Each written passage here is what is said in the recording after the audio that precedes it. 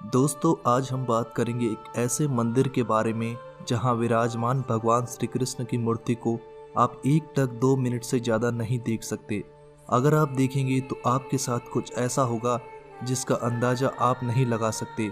ये मूर्ति कहां से आई और यहां पर कैसे स्थापित हुई, इसके बारे में कोई पुख्ता प्रमाण नहीं है। नमस्कार दोस्तों, आपका स्वागत है मिस्टीरियस टीवी यूट्यूब चैनल में।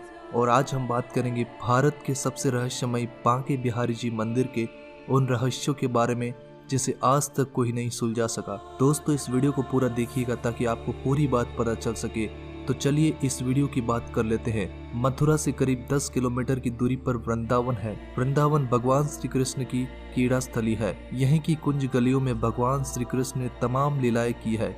इसी वृंदावन में राधा व कृष्ण का बांके बिहारी का मंदिर बना हुआ है। इस मंदिर का देश में ही नहीं बल्कि विदेश में भी काफी मान्यता है। दूर दूर से भक्त यहाँ पर आके बांके बिहारी जी के दर्शन करके उनका आशीर्वाद लेते हैं। तो चलिए बात करते हैं इस मंदिर से जुड़े उन बातों को जिसे आप शायद ही जानते होंगे। बांके बिहारी मंदिर की स्थापना स्वामी हरिदास जी ने की थी। स्वामी हरिदास जी भगवान श्री कृष्ण के अनन्य भक्त थे। वे निधिवन के तमाम भजन आदि कर श्री कृष्ण की भक्ति किया करते थे। दोस्तों, आपको सुनकर आश्चर्य होगा कि स्वयं राधा कृष्ण उन्हें दर्शन दिया करते थे। एक दिन वृंदावन के लोगों ने स्वामी हरिदास जी से कहा कि वे भी राधा कृष्ण के दर्शन करना चाहते हैं। तब हरिदास जी ने राधा कृष्ण की आराधना करके लोगों को उनकी बात कही। ध्यान व पूजन के बाद जब उन्होंने आंखें खोली तो इस मूर्ति को अपने समक्ष आ पाया था। श्री कृष्ण जी ने हरिदास जी से कहा कि हम दोनों आपके साथ ही रहेंगे। तब हरिदास जी ने बोला, हे प्रभु, मैं तो संत हूँ, आपको लंगोट पहना दूंगा, लेकिन माता को नित्य नए आभूषण कहाँ से लाकर दूंगा।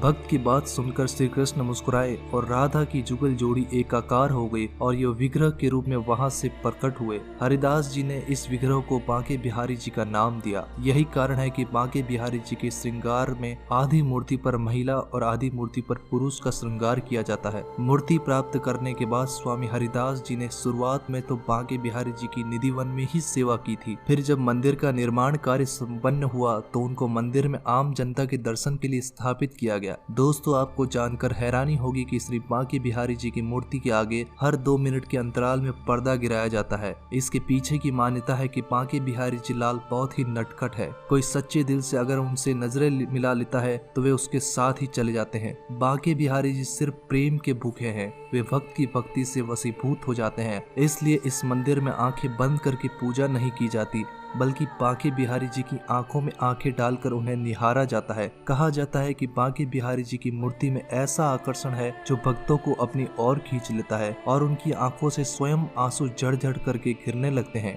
बांके बिहारी मंदिर का सबसे दिलचस्प तत्व यह है कि यहाँ परिसर में कोई भी शंख या घंटी नहीं है, क्योंकि भगवान को इन उपकरणों की आवाजें पसंद नहीं है। यहाँ भगवान का आह्वान राधा नाम के दिव्य मंत्र से किया जाता है। बांके बिहारी मंदिर पूरे साल भर भक्तों की भीड़ से भरा होता है। इस मंदिर में आकर भगवान श्री कृष्ण के भक्तों को शांति और आनंद की प्राप्ति होती है। भगवान श्री कृष्ण को बांके बिहारी नाम स्वामी हरिदास जी ने दिया था। अब आपके मन में ये सवाल उठता होगा कि बांके बिहारी जी की प्रतिमा को आकर बांके बिहारी नाम क्यों दिया गया। भगवान श्री कृष्ण की हर मुद्रा को बांके बिहारी जी नहीं कहा जाता, बल्कि 3 कोण से झुकी वाली मुद्रा वाले श्री कृष्ण को बांके बिहारी के नाम से पुकारा जाता है। 3 कोण यानी होठों पर बांसुरी लगाए, कदम की रिस्ट पर कमर टिकाए और एक पैर में दूसरे को फंसाए हुए मुद्रा में श्री कृष्ण को बांके बिहारी जी कहा जाता है। यानी कि श्री कृष्ण जी 3 कोणों पर झुके हुए होते हैं। दोस्तों, अगर आप भी श्री कृष्ण भक्त हैं तो इस मंदिर का दर्शन अपने जीवन काल में एक बार जरूर कीजिएगा।